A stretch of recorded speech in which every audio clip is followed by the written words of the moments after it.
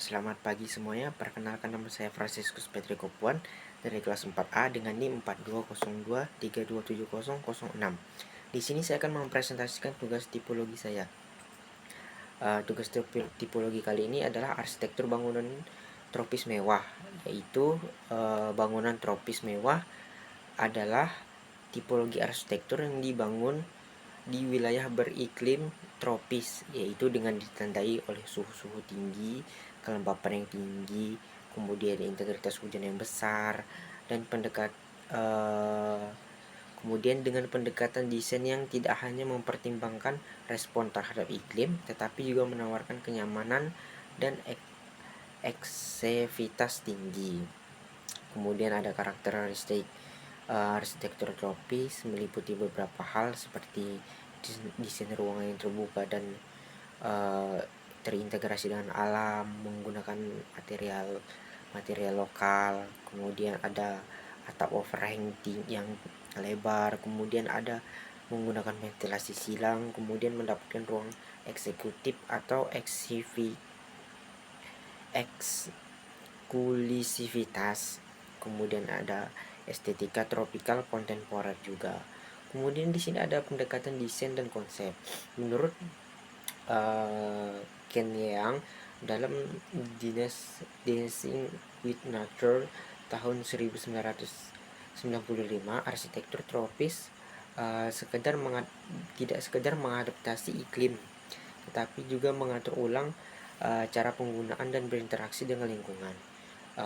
Dalam bangunan mewah, pendekatan ini dapat diwujudkan melalui 3 hal, yaitu tata masa berudek dan klaster pavilion yang mengoptimalkan orientasi matahari dan angin. Kemudian ada pendekatan pasif dan aktif, yaitu menggabungkan ventilasi silang alami dengan teknologi pendingin hemat energi.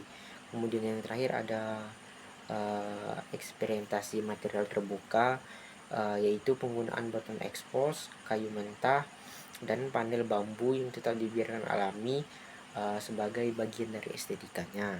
Kemudian kesimpulan dari arsitektur bangunan tropis adalah arsitektur bangunan tropis mewah menampilkan sintetis antara estetika, kenyamanan berkelanjutan, dan pengalaman ruang yang intensitas dengan alam. Kemudian ada beberapa studi kasus ini bangunannya. Yang pertama ada Anaya Villa di Thailand, kemudian ada Tropical House di Meksiko, kemudian yang terakhir ada Biolik Typical Villa in Vietnam, itu di Vietnam. Kemudian kita mulai masuk ke ini adalah lokasi saya. Ini dia lantai 1 saya, bisa dilihat di sini. Ini dia lantai 2. Kemudian ini tampak depannya, ini tampak belakang, ini tampak kiri, ini tampak kanan. Dan ini penerapan konsep desain arsitektur tropis pada bangunan saya. Yang pertama ada penggunaan atap.